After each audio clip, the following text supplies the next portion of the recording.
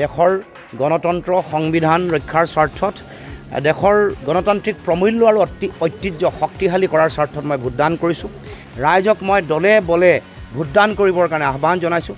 সকলো প্ৰান্তৰ ৰাইজে যাতে অসমৰ জাতীয় প্ৰশ্নবোৰৰ সম্পৰ্কত নিজৰ স্থিতি স্পষ্ট কৰি সকলোৱে যাতে ভোটাধিকাৰ সাব্যস্ত কৰে, লগে লগে দেশৰ গণতন্ত্ৰ শক্তিশালী কৰিবৰ কাৰণে, দেশৰ গণতান্ত্ৰিক ঐতিহ্য প্ৰমূল্য সুৰক্ষিত কৰিবৰ কাৰণে, তাৰ লগে লগে দেশৰ সংবিধান সুৰক্ষাৰ কাৰণে যাতে প্ৰতিগৰাকী নাগৰিকে, প্ৰতিগৰাকী ভোটাৰে যাতে ভোটদান কৰিবৰ কাৰণে দলে বলে ওলাই আহে আৰু ভোটদানৰ হাৰ যাতে খুব বেছি হয়, 95% হয়, তাৰ কাৰণে সকলোকে মই আহ্বান জনাইছোঁ।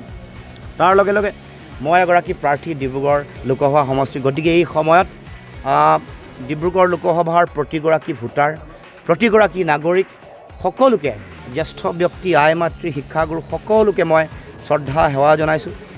ৰাইজে যিমান মৰম দিছে, ৰাইজে যিমান সহায় সহযোগিতা আশীৰ্বাদ প্ৰদান কৰিছে, ৰাইজৰ মাজত যিমান উৎসাহ আৰু উদ্দীপনা, তাৰ কাৰণে মই সকলো ৰাইজৰ ওচৰত মই চিৰকৃতজ্ঞ হৈ ৰ'ম, চিৰঋণী হৈ ৰ'ম। আৰু তাৰ লগে লগে ৰাইজৰ মৰম ভাল পায়, ৰাইজৰ আশীৰ্বাদে সদায় উদ্বুদ্ধ কৰি থাকিব জাতিৰ প্ৰতি সেৱা আগবঢ়োৱাৰ ক্ষেত্ৰত বা জাতীয় দায়বদ্ধতাৰে নিষ্ঠা সততাৰে কাম কৰিবৰ কাৰণে, নিজৰ মেৰুদণ্ড পোনাই শিউচ্চ কৰি আপোচবিহীনভাৱে কাম কৰি যাবৰ কাৰণে সদায় উদ্বুদ্ধ কৰি থাকিব।